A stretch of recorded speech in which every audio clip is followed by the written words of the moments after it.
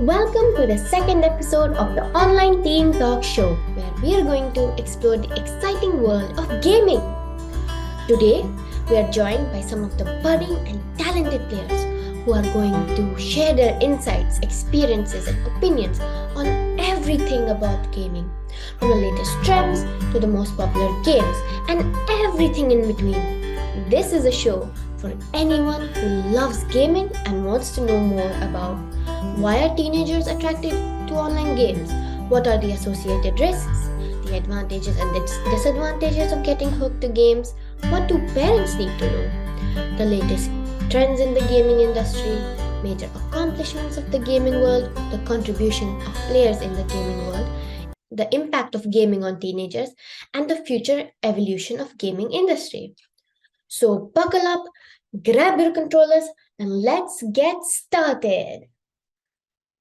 I am excited to introduce today's guests, Tanmay Singh, David Chopra, and Ashnur Singh. Well, I must issue a word of caution here. Don't judge them by their age.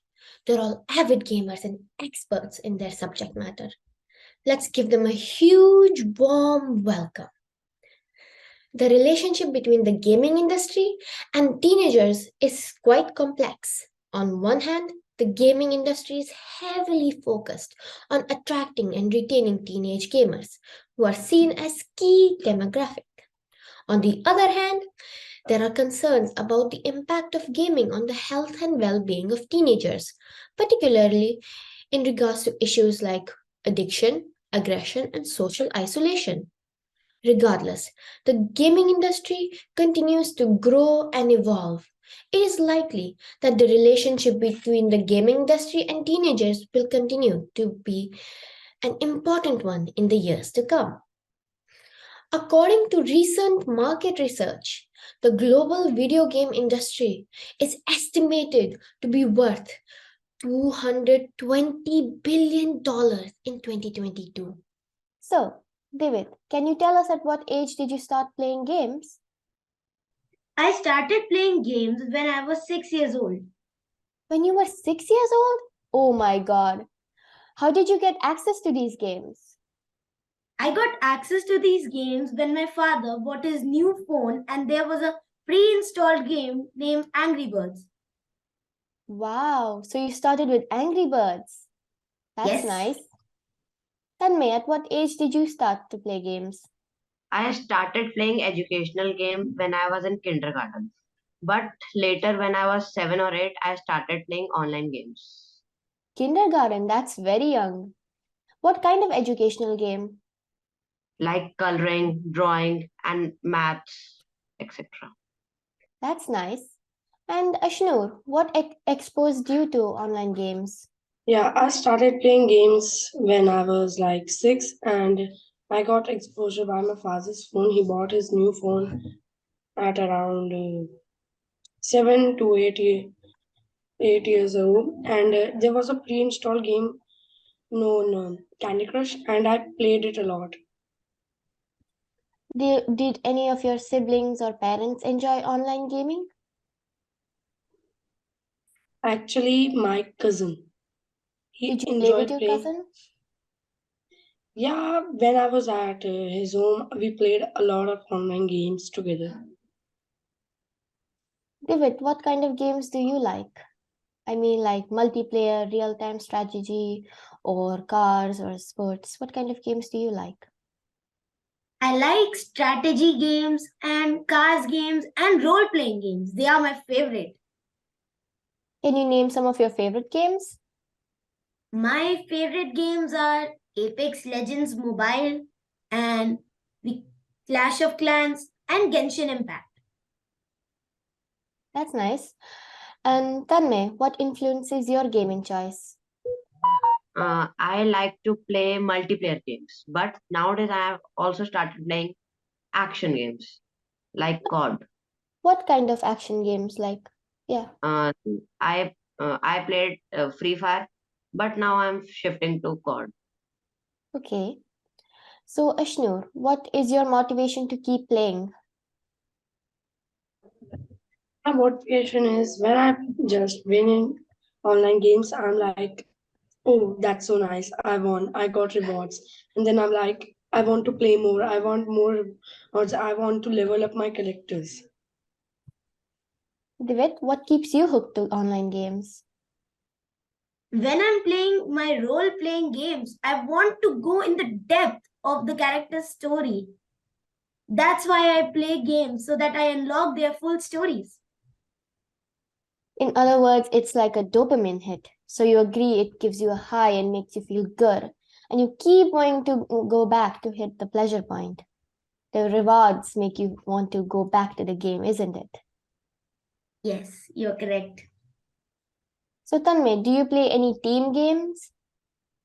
Yes, I play COD Mobile, which is a team game. I like to play with it, my classmates, cousins, and my father. How do you approach teamwork in online games? I can approach teamwork by chat. Players use voice chats to communicate, and it develops communication skills and teamwork.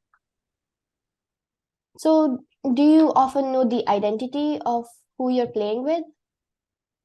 No, not often, but we should be safe. But if you're playing with strangers, don't you think it's a little bit risky? Yes, it's risky, but we should take proper precautions. What kind of precautions? Like we should not share anything of our personal information. I can give you one example. Once I was playing with a stranger, and he asked that, please send me your phone number. But I ignored, and I also suggest you all to ignore. Very good suggestion. So Divit, can you provide some examples of leadership or strategy you have displayed in online games? Yes, once I was playing Apex Legends and all of my teammates decided that the other team was too strong and we couldn't defeat them. So there was a strategy in my plan that we would go back in the house and snipe them from the roof of the house. So that game we won. So that was the strategy I displayed with my teammates. That's nice. So, Ashnur, how do you feel when you act a superhero in the game, but you don't actually get to be a superhero in real life? I'm overjoyed. Actually, I play a lot of Minecraft and I downloaded some superhero mods that allow superheroes to be in your game. I'm happy at that time, but when it comes to real life, I'm disappointed that I couldn't just have those powers. There's a just born to the game. And how does that make you feel? It makes me feel disappointed, a bit sad, but at the end, it's okay. Does this gaming affect your studies? If I manage my time, it does not. But if I'm playing all day, just gaming all day, not studying at all, this just causes that I don't study and I score less marks in my exams. So it affects your studies. Okay. Yeah. So, Tanmay, does gaming affect your studies? No, it doesn't affect my study at all. But in lockdown, it affected my studies a lot. I was fully addicted to games, and uh, and there was a complete downfall in my studies. So when you play, you have a loss of sense of time. Yes, but if we play it to a limit, What limit? Like how much on average do you spend playing games? almost 1 hour. What about you, Divit? How much time do you spend on online games? Mine is also 1 hour, not that much, because I also have to study for my exams. And Tanmay, how do you handle losing in an online game? Has your opponent ever booed you or said nasty words? No, I don't take games seriously at all. If I lose, it's okay. I can play another match. It's not a real life. It's just a game. So it's just a game and it doesn't go to your head that if you lost, then you just have to keep going back. You just take it easy. Yeah, I just take it easy. So, David, some games contain violence. Do you think it has a direct implication on the behavior of players in real life? Yes, in some cases it is. in let me let me tell you my example. I used to play Call of Duty. It was a really violent game, but after some time my mother noticed many changes in me. I started to become more aggressive because of the losses in the game. Then my mama said me to stop playing the games. Yes, I agree that it relates. It changes the behavior.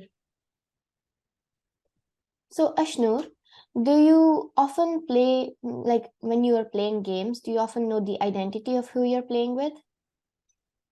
Sometimes, if the player uses his real name as his username, then I know his identity, like his name. For some examples, I was playing Fortnite and there was a teammate named John. I knew his name and I was using voice chat at that time. I said, John. He replied to me and he said, how do you know my name? They said, you have a username of your own name. Wow, that's really cool. You could guess it. So, but don't you think it's a little risky to interact with strangers? Yeah, it's a bit risky, but when you take right precautions, then it's not that risky. Like Tanmay said here, he took a precaution of ignoring. What did you do? What kind of precaution do you So suggest? let me give an example. So I was playing with a stranger on Minecraft, playing Bed Wars, and there was a person asking me my real name, my phone number, my email address. I just said, no, man, I couldn't share you these personal things. Okay, so you didn't send any of the personal information. No. You're smart. So, Tanmay, have you ever encountered toxic players who use toxicity as a tool to distract you or Yes, discourage you? yes. Yes, there are some players I have oftenly played with, but they are bit risky. And as soon as I met those people, I'll leave them. Ashnur, you said that someone had tried to contact you through gaming platforms. Is that right? Yeah, How many times has it happened to you? it has happened with me 3 to 4 times. Whoa, that's a lot. So, predators often target young people through online gaming, and these games can provide a platform for individuals with evil intentions to interact with minors and potentially groom them for abusive behavior. Parents need to educate their children on online safety and should monitor their internet activity. So, Tanmay, did your parents ever educate you about the pros and cons of the gaming world? Yes, they frequently educate me about pros and cons of the gaming world. They What tell, did they tell you? they tells that if you play game good, you can build your career, but it requires a lot of hard work. And they also say that gaming industries can also affect your studies and you can get addicted. And Divit, what precautions should be taken by parents when their kids are playing on games online? I think that the parents should have an honest relationship with their children so that they could tell them that how the games are damaging and how the games are very useful for them, Yes, and they should monitor their activity. yes, I totally agree with you. It's really important for parents to keep a close eye on their kids. So, Ashnur, are you aware of the latest trends in the gaming industry? I play Fortnite a lot and I'm aware of the trends in Fortnite. I actually play on my PS4 and it gives off notifications that some tournament is going on and I received some gifts or daily rewards or skins or somebody sent me a friend request in game. Okay, so Divit, what's your opinion on this? I get aware about many games through YouTube and through YouTube creators. And Tanmay, what's your idea? I also get the latest information about gaming industries in YouTube. Even App Store tells us about the latest trends in the gaming industry. Yes, I also check that also continuously, but they only tell the name of the game and not in much detail. So I prefer YouTube than App Store. What do you think is the major accomplishments of the gaming world, Tanmay? Uh, the major gaming accomplishments are advancement in technology. The technology has increased so much that it affects gaming. People can now play games in virtual reality, which is very good experience in gaming, and it also helps to have a better experience of gaming for players. Ashnur, are you aware about the latest trends in the gaming industry? Yeah, I'm aware of some of them, like cloud gaming. And Divit, what's your opinion? Yes, I know about esports. Esports is the competitive form of gaming where professional gamers compete against each other in tournaments. This trend has grown rapidly in the recent years, and the big gaming companies organize these events and offer millions of dollars in the cash prizes. Wow, that's a lot. So, Ashnur, do you think players contribute to the gaming world in any way? They drive the popularity because players are the ones who play games. And Tanmay, do you think gaming impacts teenagers positively? Yes, gaming impacts teenagers positively because, may I take one example? Yes. Minecraft. Minecraft is very popular game in India. Children can develop their creativity skills through Minecraft, and it helps the children to develop their creativity skills. So, Divit, do you think that players contribute to the gaming world in any way? Yes, players contribute a lot in the gaming world. They provide feedbacks to the developers in case there are some bugs, glitches, etc. in the games, which the developers can fix because of the players' feedbacks. Ashnur, do you think gaming impacts teenagers in a negative way? First, the player becomes addicted, then he becomes isolated, then he is in stress, and then he becomes violent. So, Divit, how do you see the future of the gaming evolving, and what do you think will be the next big trends in gaming? I think that there will be increased focus in cloud gaming, growing effort on creating immersive and engaging gaming experiences.